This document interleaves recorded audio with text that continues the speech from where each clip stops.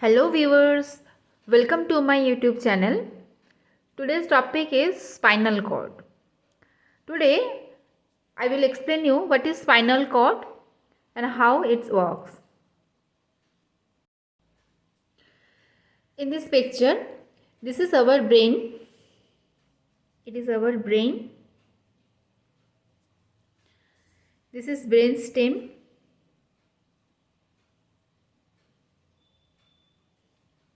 And this long thread is this is spinal cord.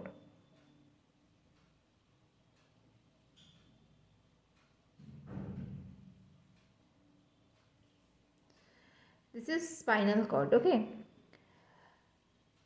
After the cranium, there is a hole called foramen magnum. The spinal cord goes through this foramen magnum through the vertebral column. From the foramen magnum, that is the hole after the cranium, the spinal cord get entered within the hole and it runs through the vertebral column. Okay. So if we cross section the spinal cord, we can see that. So this is the structure of spinal cord. It is our back portion, that is the dorsal side of our body. It is the dorsal side. Back means the dorsal side.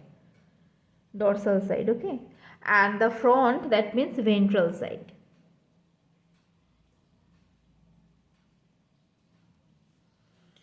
Front side or ventral side and dorsal side. Spinal cord actually receives the sensory impulses and it transmit that to the brain, and then it transfer the impulse from the brain to the organ, to the gland.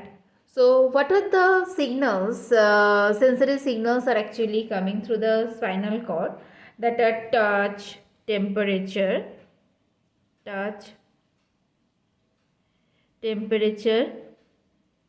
pressure.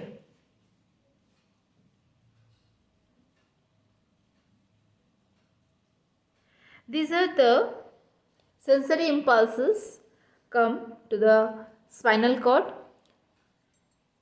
and the motor impulse, that is the answer from the brain, it goes to the,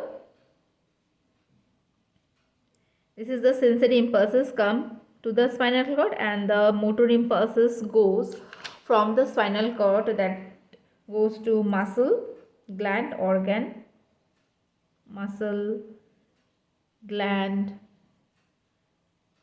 organs. Okay. So here the nerves are entering to the spinal cord and goes out from the spinal cord. So they actually form a bundle.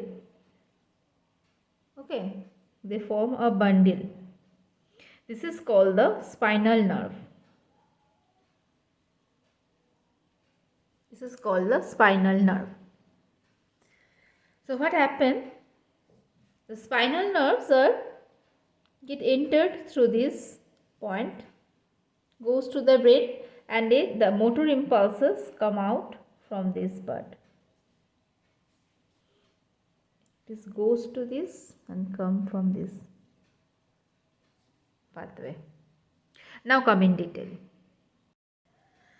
The sensory impulses, it comes through this part. This part is called the dorsal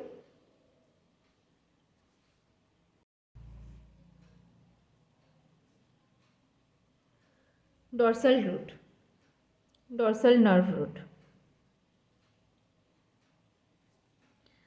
Okay, and the cell body form group. Cell bodies of this nerve grouped here, and this lump, a bump structure we can find on this dorsal nerve root. This bump is called the dorsal root ganglia. Dorsal root ganglion.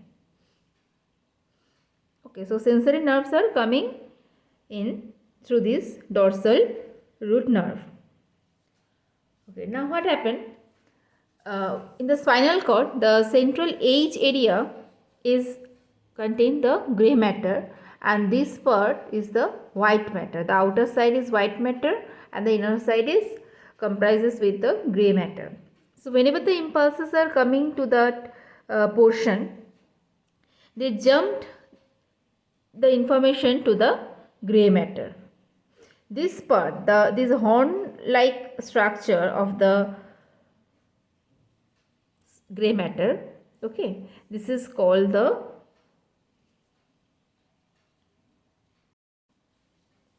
dorsal gray horn. Dorsal gray horn. This is the site of synapse.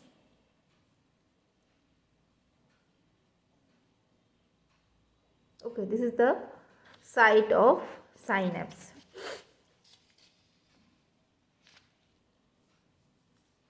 So whenever the impulse comes to that region, it jumps to the dorsal gray horn. Here the synapse occur and then the impulse transmit to the brain. Now what happened? The impulse when come to this part, they actually think that what kind of information is this. If this is a conscious information, conscious impulse, then it gives that conscious impulse to that part. Okay. And if that is a unconscious impulse, then that impulse, this dorsal gray horn gives that impulse to that unconscious part. The unconscious signals like proprioception or some conscious reception like fine touch, vibration, pressure. If vibration, pressure, touch, that kind of information, that kind of impulses are coming through this to this part, then the information it is give to the this part. And that actually in the white matter there are some region, they control the conscious impulses, they actually work with the conscious impulses, and the region they are actually mainly responsible for the unconscious impulses. So whenever the impulses are coming through this dorsal root nerve to the dorsal gray horn, the dorsal gray horn first short the impulse. What kind of impulse is this? If this is a conscious, then it gives to that part, and if this is the unconscious, then it gives to that part. Now what happened? The information, the impulses goes to the brain. Impulses goes to the brain. Okay. Now after that, whenever the impulses, the answer, the motor impulse, this is the sensory impulses that is going to the brain. Now whenever the motor impulses come, it first come to that part. Okay. Actually there are some specific region that receives the motor impulses, and some specific region they are receiving the sensory impulses. So whenever the motor impulses coming from the brain, this area, this is called the corticospinal tract. This is called corticospinal tract. They receive the motor signal. Okay, and this pathway is called, they giving the sensory information to the brain. So this pathway is called the dorsocolumn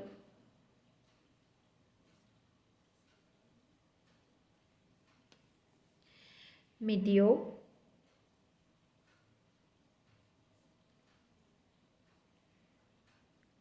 luminous pathway.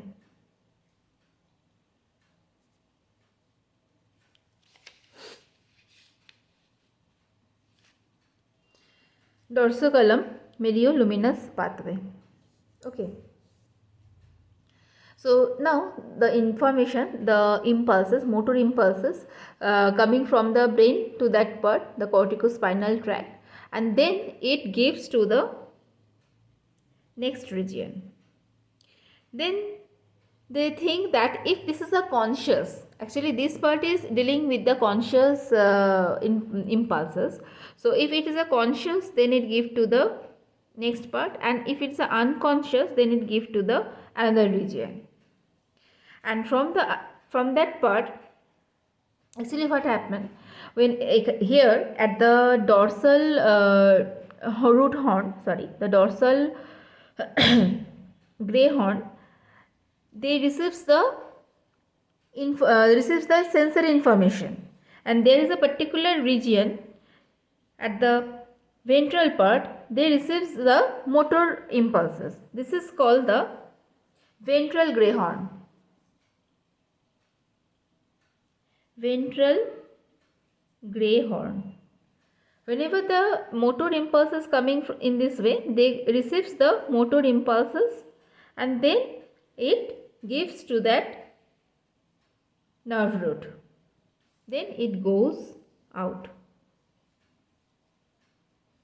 Okay. So I am recapping the whole thing.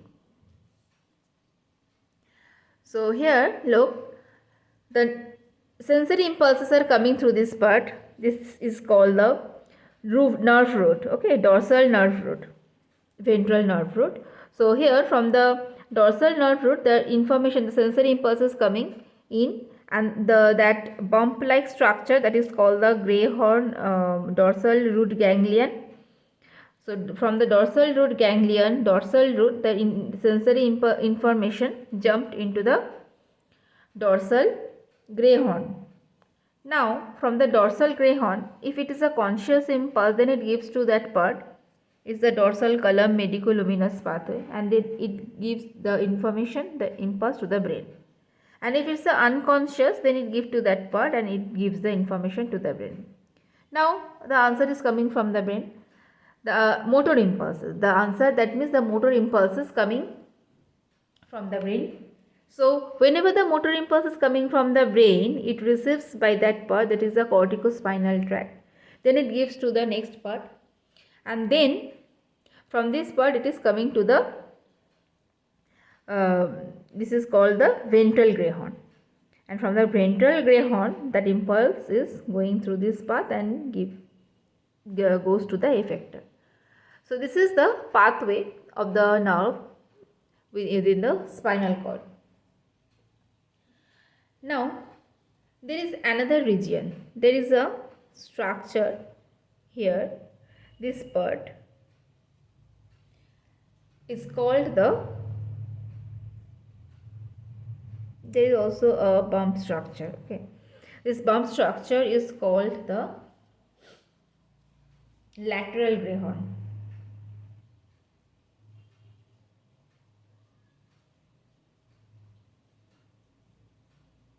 Lateral gray horn.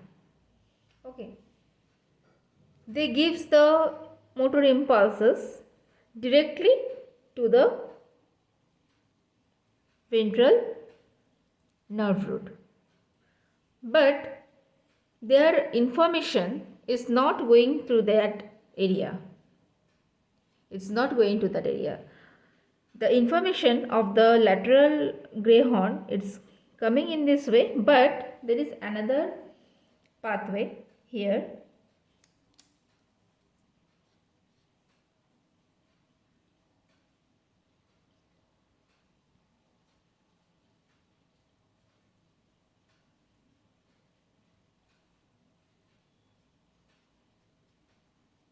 There is another pathway. This pathway is called the paravertebral ganglion, okay, or spinal ganglia. This is called the paravertebral ganglion or spinal ganglia.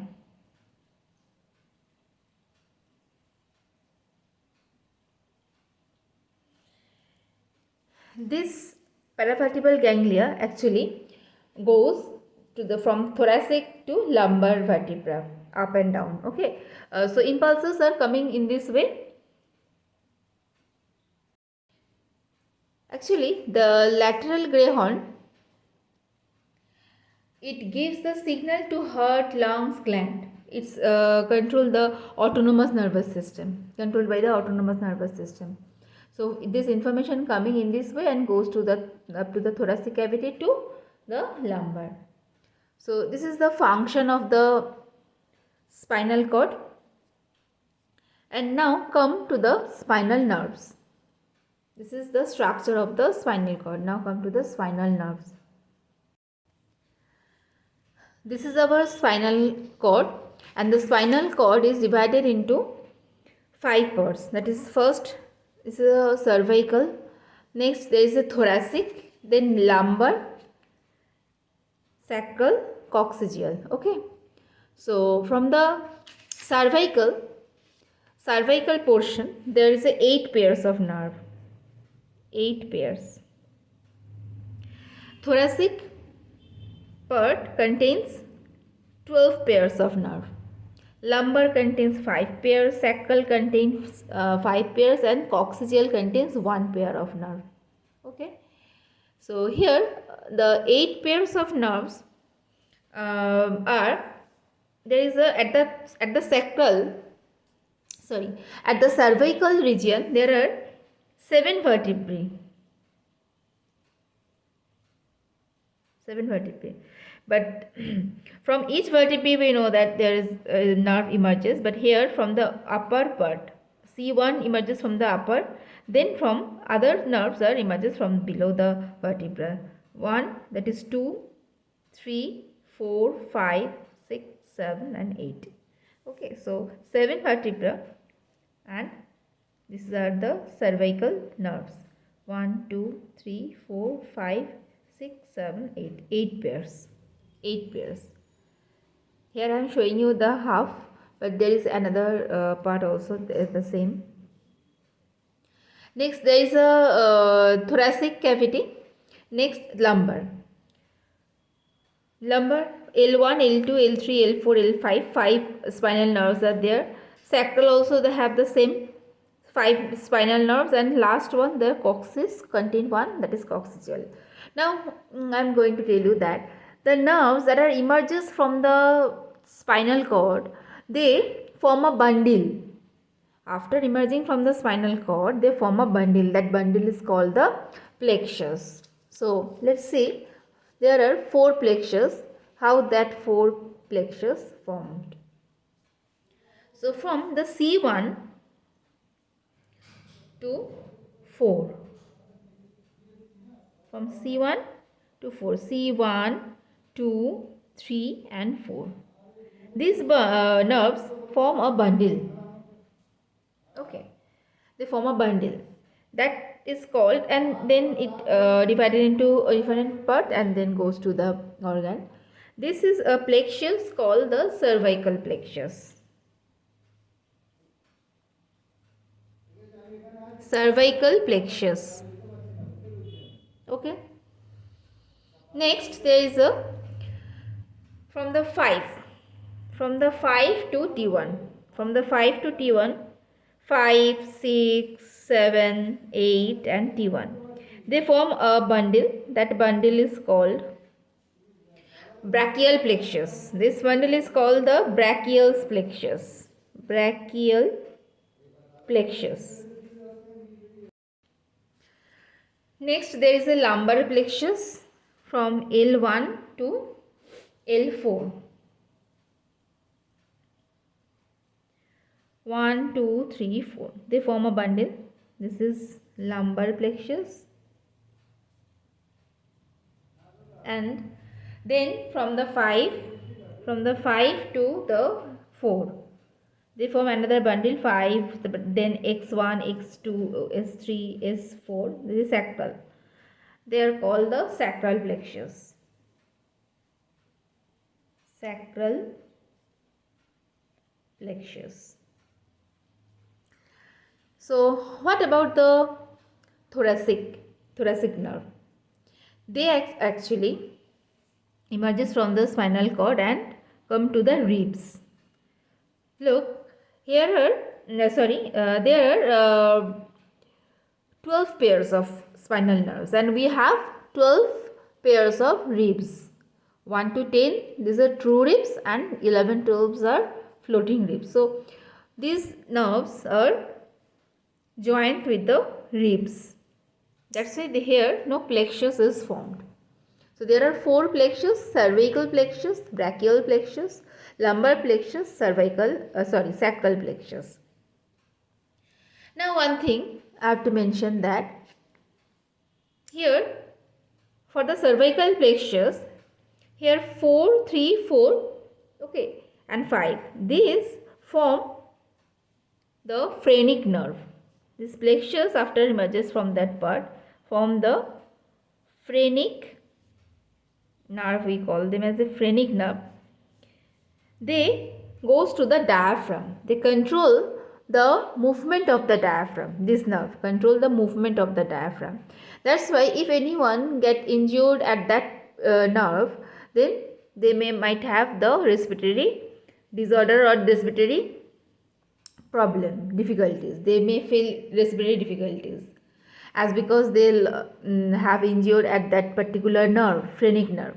If phrenic nerve is injured, if that spinal nerve is injured, because they are forming the phrenic nerve and they are controlling the diaphragm, so the diaphragm will not be able to contract or help in respiration. So that person have respiratory difficulties, and if the injury is very serious, person may die. Okay, now see from the plexus where the nerves actually goes.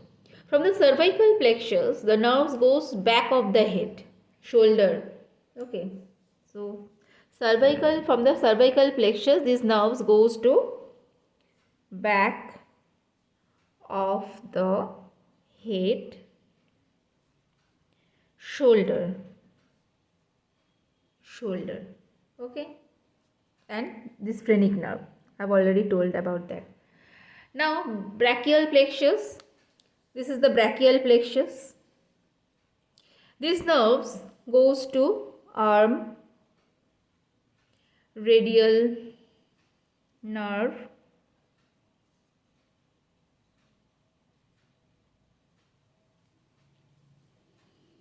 ulnar nerve, and median.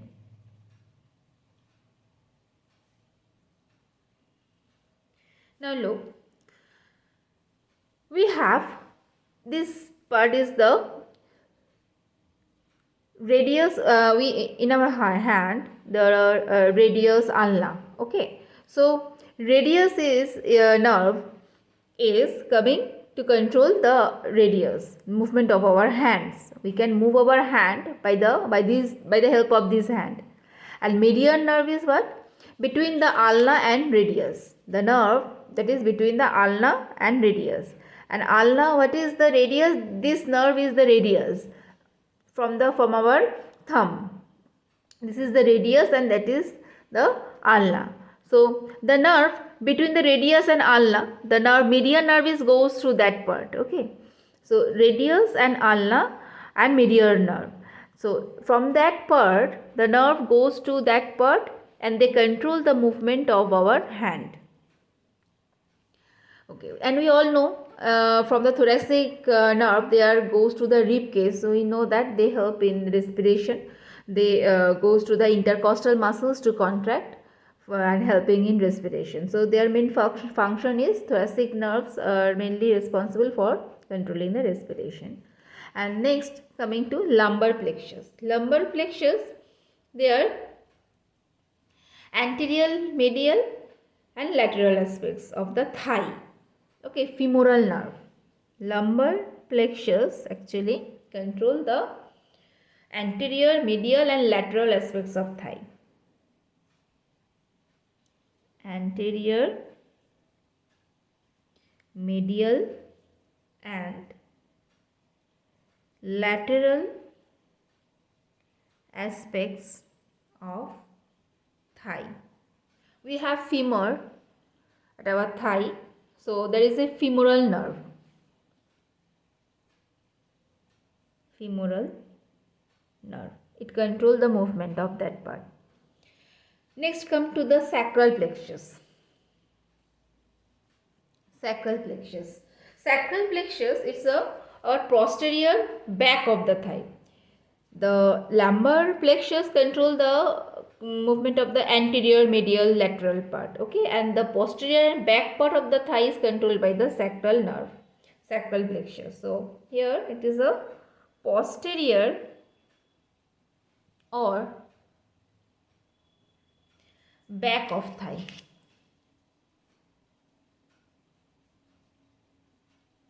And also below the knee, they actually control all the movement below the knee. And there is another more important nerve, that is sciatic nerve. Sciatic nerve. Some individuals have some disease like sciatica. That means they have problem in particularly at that nerve, sciatic nerve. Okay. So these are all about the spinal nerves. So I have explained the structure of the spinal cord and the functions of the spinal nerve. So these are all about the spinal cord. If you get clear, then definitely know me at my comment box. So if you get cleared about that concept, let me know at my comment box. We will meet soon with new topic. Thank you for watching. Till then, take care.